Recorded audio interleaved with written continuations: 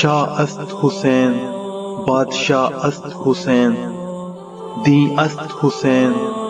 دین پناہ است حسین، سرداد نداد دست در دست یزید، حقا کے بنا لا الہ است حسین۔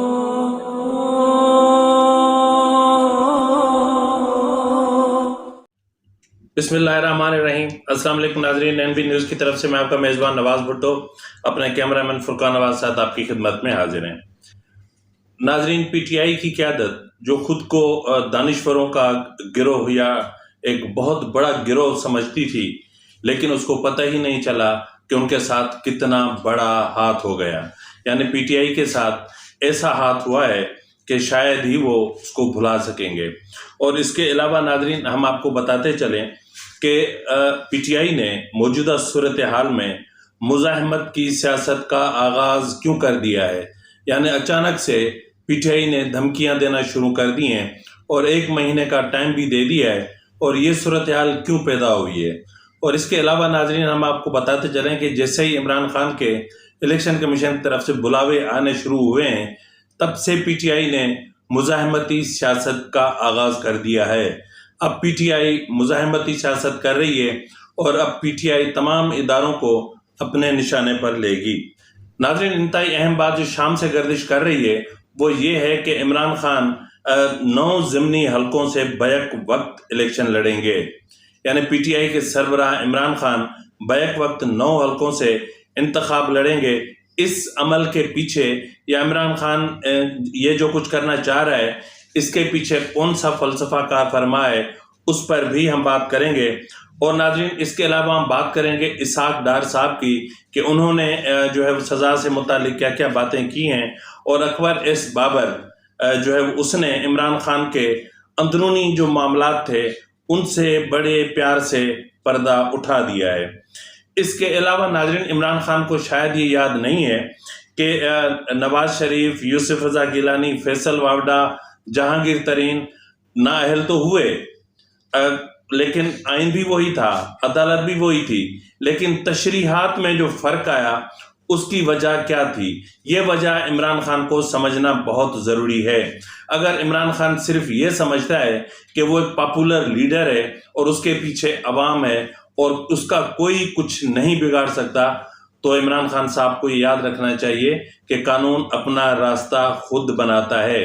کیا آج عمران خان کے گھر کے یعنی عمران خان کی آفس کے 4 اسٹاف ممبرز نے ایف آئی اے کے سامنے پیش ہو کر کیا اپنے اسٹیٹمنٹس قلم بند نہیں کروائے ہیں؟ اگر انہوں نے اسٹیٹمنٹس قلم بند کروائے ہیں تو پھر پی ٹی آئی کے جو دیگر رہنما ہیں وہ بھی کروائیں گے۔ اور اب جیسے ہی یہ کاروائیاں شروع ہوں گی، اس میں آپ کو اندازہ ہوگا کہ عمران خان کے ساتھ کون کھڑا ہے کون نہیں۔ تو اس کے علاوہ ناظرین، جو انتہائی اہم معلومات ہم آپ کو دینے جا رہے ہیں وہ یہ ہے کہ گزشتہ روز کابینہ کے اجلاس میں ایگزٹ کنٹرول لسٹ میں پی ٹی آئی کے جن لوگوں کو ڈالنا تھا ان کی جو سمری تھی اس کو ڈیلے کیوں کیا گیا، یعنی اس سمری کو فی الحال منظور کیوں نہیں کیا گیا؟ یہ ایک انتہائی بڑی اندر کی کہانی ہے، یہ بھی ہم آپ کو بتائیں گے۔ اور ناظرین، یہاں جو حیران کن بات نظر آ رہی ہے وہ یہ نظر آ رہی ہے کہ ایسا لگ رہا ہے جیسے شہباز شریف کوئی بھی بڑا قدم اٹھانے سے خوف زدہ ہیں، وہ ڈر رہے ہیں، اور اس وقت اگر چلا رہا ہے تو وہ نواز شریف ہیں یا پھر آصف علی زرداری ہیں یا پھر مولانا فضل الرحمان ہیں۔ تاہم مریم نواز اور جو کچھ لوگ ہیں وہ ان کا دباؤ جب شہباز شریف پر پڑتا ہے، یعنی وزیر اعظم شہباز شریف پر پڑتا ہے، تو پھر بڑے فیصلے رونما ہوتے ہیں۔ تو ناظرین، ان تمام امور پر ہم آپ سے بات کریں گے،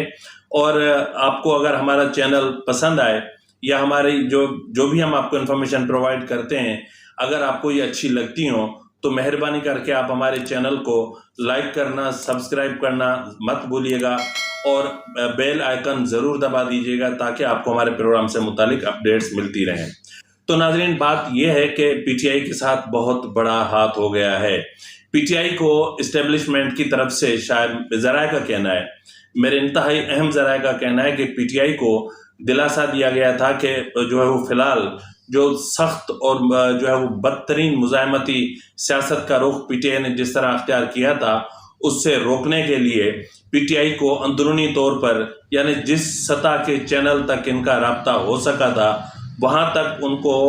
انفارم کیا گیا تھا کہ وہ فی الحال تھوڑا سا ہاتھ ہلکا رکھیں، آگے چل کے معاملات کو ٹھیک کر لیں گے۔ جیسے ہی یعنی پنجاب کے ضمنی انتخابات کے جو نتائج جیسے ہی سامنے آئے تو عمران خان نے اداروں کے خلاف بات تو کرنا چھوڑ دی تھی، لیکن اس کا جو ٹارگٹ تھا وہ الیکشن کمیشن ضرور تھا، کیونکہ عمران خان کے دل کے کسی حصے میں یہ بات ضرور موجود تھی کہ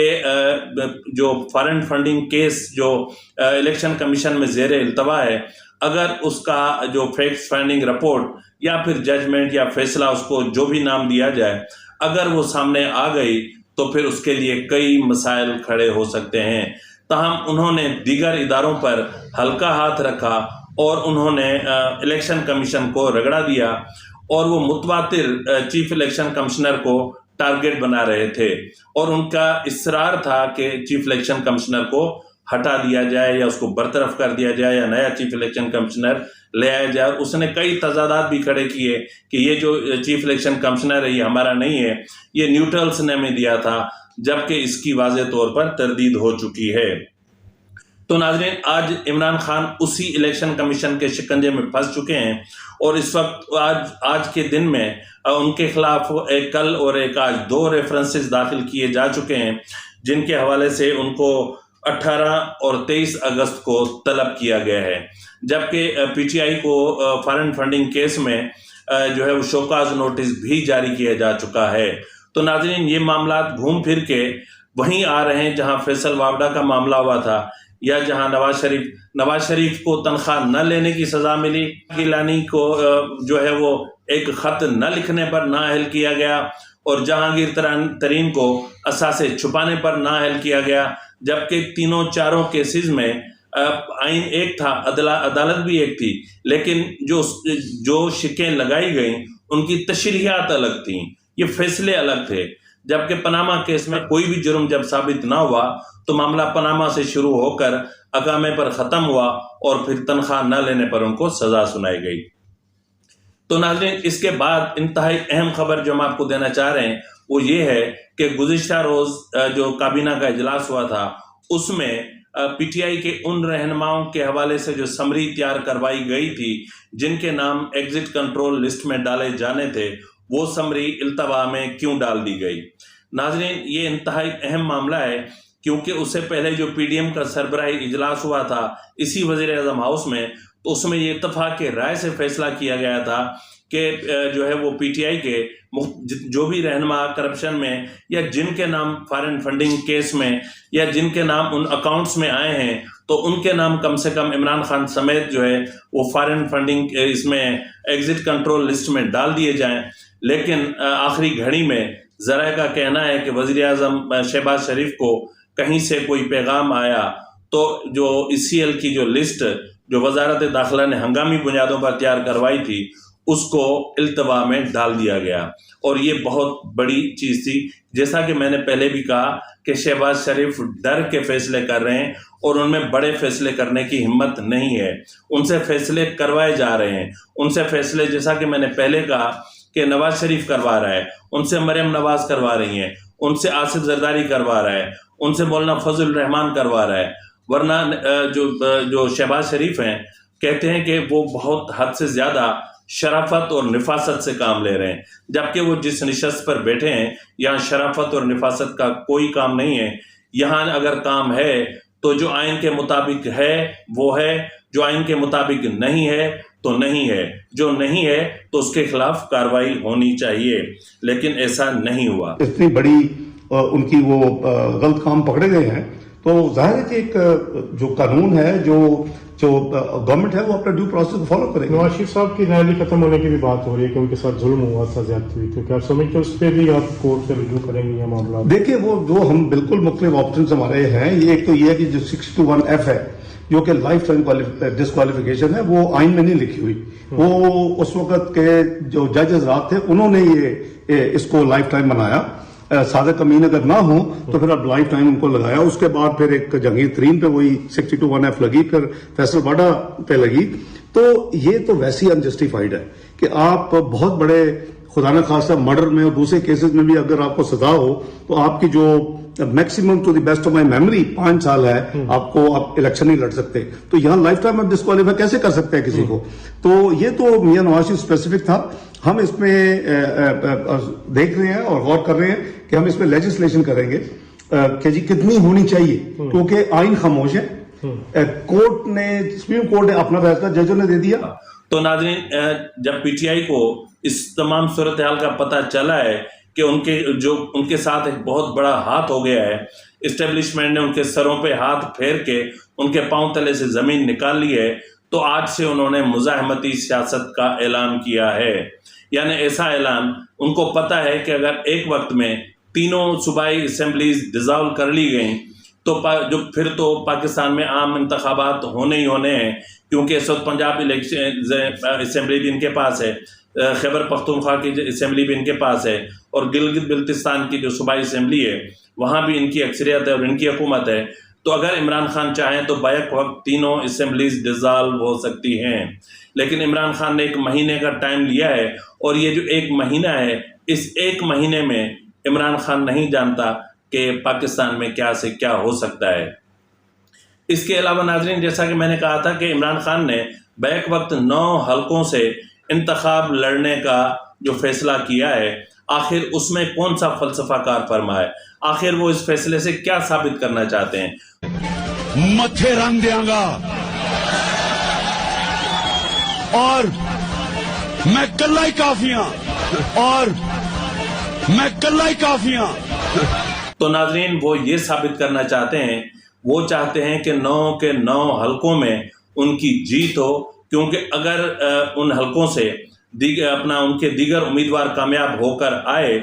تو پھر ان کے لیے مسئلہ ہو سکتا ہے. اسمبلی میں حلف لینے کے بعد اور اتنے بھاری اخراجات کے بعد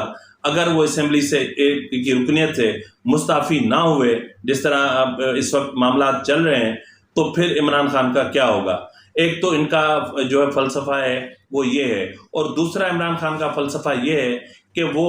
نیوٹرلز کو یعنی اسٹیبلشمنٹ کو دکھانا چاہتے ہیں کہ وہ کتنے پاپولر ہیں. وہ اتنے پاپولر ہیں کہ 9 حلقوں پر انہوں نے انتخاب لڑا اور 9 کے 9 حلقوں میں وہ کامیاب ہوئے. ناظرین، ضمنی انتخابات 25 ستمبر یعنی اگلے ماہ ہونے ہیں. تو اس 25 ستمبر تک اس بیچ میں کیا کیا ہو سکتا ہے؟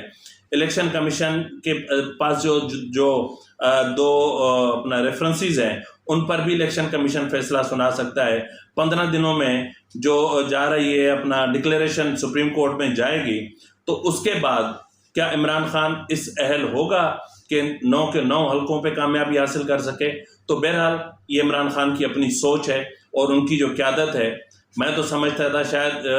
پی ٹی آئی میں کچھ 1 آدھ لوگ ہیں جو خشکے ہیں، لیکن اب اندازہ ہو رہا ہے کہ وہاں تو پوری ٹیم ہی خشکوں کی ہے. تو اب فیصلے بھی اسی طرح کے ہی ہو رہے ہیں. دیکھیے، میاں صاحب کو جو سزا ہوتی ہے اس کے سارے پس منظر کو ذہن میں رکھیں. کس طرح ایک جے آئی ٹی بنتی ہے جو آپ کی 75 سالہ ہسٹری میں نہیں بنی، کس طرح واٹس ایپ کالز ہوتی ہیں جو 75 سالہ ہسٹری میں نہیں ہوئی، کس طرح 5 ججز بیٹھتے ہیں، کبھی 3 بیٹھتے ہیں، کبھی 2 بیٹھتے ہیں، سزائیں ہوتی ہیں. کس طرح ساری دنیا کو کھنگالا جاتا ہے، ساری دنیا میں ہرکارے بھیجے جاتے ہیں، بینک کھنگالے جاتے ہیں، اداروں کو پوچھا جاتا ہے، کہیں سے کچھ نہیں ملتا. بالآخر آپ کو یہ ملتا ہے کہ ایک کمپنی تھی، اس کا اقامہ لیا میاں صاحب نے، اس کا بیٹا جو ہے میاں صاحب کا وہ مالک تھا، اور اس سے کوئی 10,000 درہم انہوں نے لینا تھے، وہ نہیں لیے، وہ ریسیویبل تھے، اور وہ اس پہ ڈسکوالیفائی ہو جاتے، عمر بھر کے لیے نااہل ہو جاتے. یہ معاملہ تو بالکل ہی برعکس ہے اس کے. یہاں تو اربوں روپے اور کروڑوں ڈالر ان ذرائع سے آتے ہیں جن ذرائع کا کچھ تو ہمیں علم ہے، کچھ ذرائع کا ہمیں علم ہی نہیں ہے. اب اندر سے آوازیں آ رہی ہیں. یہ پورا کیس جو ہے یہ نہ نون لیگ نے کھڑا کیا ہے نہ کسی اور حکومتی ادارے نے کھڑا کیا ہے. یہ کیس تو ان کے اپنے اندر سے ان کے اپنے ایک رفیق کار نے، اپنے کولیگ نے کھڑا کیا ہے، جو اپنا عمران خان صاحب کے بہت قریب بھی رہا ہے. ناظرین، آج فواد چودھری نے جو پریس کانفرنس کی، اس میں انہوں نے ڈھکے چھپے لفظوں میں ہماری جو دفاعی ادارے ہیں ان کو بھی ٹارگٹ کیا، اور انہوں نے ڈھکے چھپے الفاظ میں اور گھما پھرا کے یہ کہنے کی کوشش کی کہ کابل میں یا ایمن الظواہری پر جہاں بھی حملہ ہوا ہے، القاعدہ کا جو سربراہ ایمن الظواہری تھا جو امریکی ڈرون اٹیک میں ہلاک ہو گیا، وہ جو ڈرون اٹیک ہوا اس کے لیے ان کا کہنا انہوں نے جو گھما پھرا کے کہا وہ یہ تھا کہ اس کے لیے پاکستان کی سرزمین استعمال ہوئی ہے، جبکہ اس سے پہلے وزارت خارجہ تفصیل سے اس کی وضاحت جاری کر چکی ہے کہ ایمن الظواہری کے معاملے پر پاکستان کی سرزمین استعمال نہیں ہوئی ہے۔ پاکستان تحریک انصاف کی سیاسی کمیٹی نے گفتگو کی ہے، اس میں پہلی بات یہ ہے کہ ہم نے افغانستان کے اندر جو ڈرون حملہ ہوا ہے جس میں کہا جا رہا ہے کہ جو القاعدہ کے سربراہ ایمن الظواہری جو ہیں ان کو وہ وہاں پہ مارے گئے ہیں، تو سب سے امپورٹنٹ بات یہ ہے کہ اس کے اوپر ہم یہ سمجھتے ہیں تحریک انصاف کہ یہ کلیریفیکیشن آنی چاہیے کہ کیا اس ڈرون حملے کے لیے پاکستان کی ایئر سپیس استعمال ہوئی ہے یا نہیں استعمال ہوئی۔ اس بارے میں مختلف تھیوریز گردش کر رہی ہیں، اور یہ بہت اہم ہے کہ جو ہمارے جو متعلقہ وزارت ہے، فارن آفس ہے، ڈیفنس منسٹری ہے، وہ بڑی واضح طور کے اوپر پاکستان کی پوزیشن اس کے اوپر واضح کرے۔ اور ہم یہ سمجھتے ہیں کہ افغانستان کے اوپر پہلے جو معاملات رہے ہیں اس کی پاکستان نے بھاری قیمت ادا کی ہے۔ ناظرین، اس کے علاوہ جیسا کہ میں نے کہا کہ اکبر ایس بابر نے ایک چینل کو انٹرویو دیا، اور اس انٹرویو میں عمران خان کے خاندان اور ان کے جو انتہائی قریبی لوگ تھے انہوں نے جو ہے وہ راتوں رات وہ کروڑ پتی کیسے بنے ان کی چھوٹی سی کہانی بیان کی تھی، ذرا خود سن لیجئے۔ کی قیمت اس نے کہا پھر یہ رکھ لو، وہ 35,000 نہیں ہے، اور آج وہ ڈبل کیب اور V8 اور لینڈ کروزرز اور اس کا گلف میں بھی بزنس ہے، اس کا یہاں پہ بھی بزنس ہے، ریئل اسٹیٹ کا کام کر رہا ہے، پارٹی کا اہلکار، خان صاحب کا قریبی، اس قسم کے میں آپ کو اور بہت سارے گنوا دوں گا۔ اور یہ پیسے آپ کہہ رہے ہیں کہ یہ تحریک انصاف کے یہ پیسے جو فنڈ کلیکشن ہوئی تھی، یہ لوگ تھے جو فنڈز مینج کرتے تھے،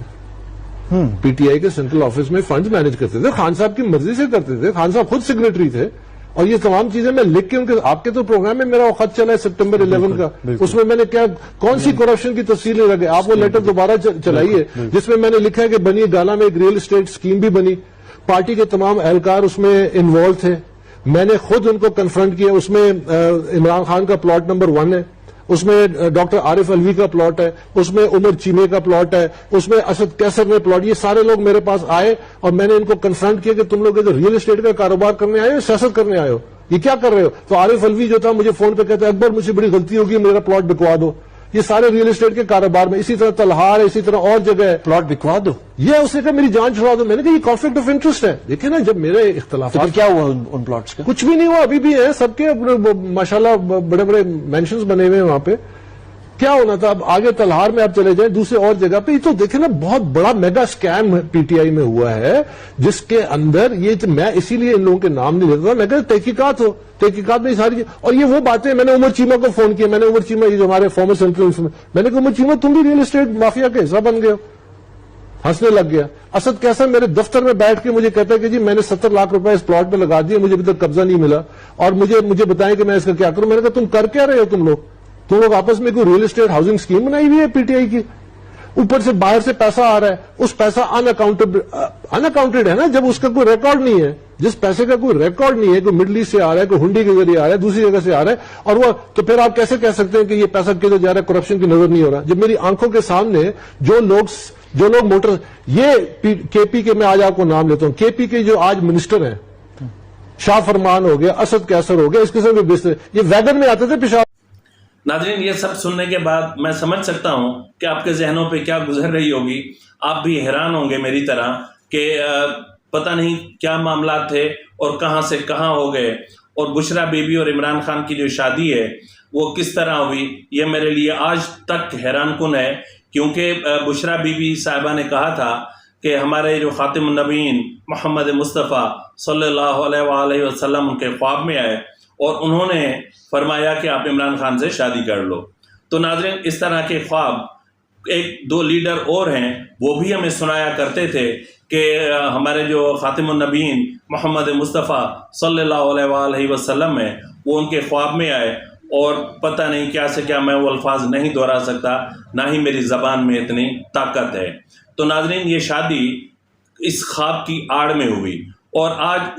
اس آڑ میں ہونے والی شادی کہاں پہنچی ہے، اور اس شادی سے جڑے جو لوگ ہیں وہ کہاں تک پہنچے ہیں، کتنے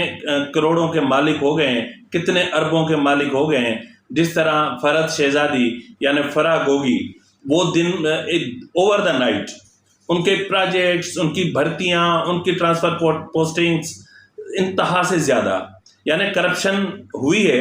بازی میں بھی ہوتی رہی ہے، لیکن ان دنوں میں کمال کرپشن ہوئی، اور کمال کرپشن کی غضب کہانی اس وقت حکومت کا جو بھی پیج اٹھائیں اس میں چھپی ہوئی ہے۔ اور اس وقت وزیر اعلیٰ جس طرح اس کو لایا گیا ہے پرویز الہی کو، انہوں نے آتے ہی فرح گوگی اور بشرا بی بی کے حوالے سے جو بھی انویسٹیگیشنز چل رہی تھیں، یا عثمان بزدار کے حوالے سے جو بھی انویسٹیگیشنز چل رہی تھیں، ان سب کو رکوا دیا، ان افسران کے تبادلے کروا دیے، اور کچھ کو تو پتہ نہیں کہاں سے کہاں پہنچا دیا، یعنی بدترین انتقامی کاروائیاں ہوئیں۔ تو ناظرین، یہ سب کچھ کیسے ہوا، کیوں ہوا؟ ابھی جو کلپ آپ دیکھیں گے، میں ان صاحب کو جانتا تو نہیں ہوں، لیکن وہ جو کچھ کہہ رہے ہیں وہ انتہائی حیران کن ہے، ذرا آپ خود سن لیں۔ وہاں پہ ایک بہت سے پی ایم ایل این کے سپورٹرز تھے، بہت سے پی پی پی کے سپورٹرز تھے، ایک وہاں پہ ایک پی ٹی آئی کے بھی سپورٹر آئے ہوئے تھے، تو انہوں نے کوئی اپنے وہ کہا 2-3 چیزیں کہیں۔ تو ایک پی پی پی کے ایک سپورٹر ہیں، انہوں نے جناب ایک لمبی ایک بڑی پرجوش قسم کی انہوں نے ایک تقریر کی وہاں پہ کہ یار یہ انہوں نے کیا، انہوں نے یہ کیا، انہوں نے یہ کیا ہے، یہ لا تھا، یہ کرپشن تھی، یہ تھا، یہ تھا، یہ تھا، یہ تھا، یہ تھا، انہوں نے یہ کہا اور یہ کیا، انہوں نے یہ ساری لمبی انہوں نے جناب ایک پوری ایک فہرست پیش کیا۔ پوچھا ان سے کہ کیا ابھی بھی آپ سمجھتے ہیں کہ وہ آنےسٹ آدمی ہے؟ تو وہ آگے سے کہتے ہیں ہاں۔ ابھی the thing is کہ اس وقت at that particular point in time facts, truth and reality are now, they mean they have no value. If I believe, if truth is what I believe it is, then the truth is what I believe it is. ایک طبقہ ہے خان صاحب کی support بیس کا جو کہ یہ آپ کچھ بھی کہہ لیں، ان کو کوئی بھی فیکٹ آپ رکھ لیں ان کے سامنے، کوئی ریالٹی رکھ لیں، انہوں نے ہمیشہ سپورٹ کرنی ہے۔ مگر ایک اور طبقہ بھی ہے جن کو پتا ہے کہ خان صاحب جو ہیں وہ اتنے نیک نہیں ہے، خان صاحب کے ساتھ بہت سا جو ہے ایک بیگیج اب آ گیا ہے، خان صاحب کا امیج اتنا کلین نہیں ہے، مگر وہ پھر بھی خان صاحب کو سپورٹ کر رہے ہیں کیونکہ وہ پی ایم ایل این اور پی پی پی سے نفرت کرتے ہیں۔ ٹھیک ہے جی، تو یہ 2 اسپیسیفک طبقے ہیں۔ ناظرین، یہ بجا فرما رہے ہیں کہ عمران خان کے حامیوں کا ایک مائنڈ سیٹ ہے، عمران خان دن کو بولے رات ہے تو وہ بول دیتے ہیں جی بالکل رات ہے، اور وہ بولے کہ رات کو بولے دن ہے تو سب کھڑے ہو جاتے ہیں کہ جی بالکل دن ہے۔ جس طرح کسی زمانے میں کہا کرتا تھا کہ جب صاحب بولے کہ اونٹ بلیا لے گئی تو آپ بھی بولو ہاں جی ہاں بالکل لے گئی۔ اسی کے ساتھ ہی اپنے میزبان نواز بھٹو کو اجازت دیجیے، اللہ حافظ۔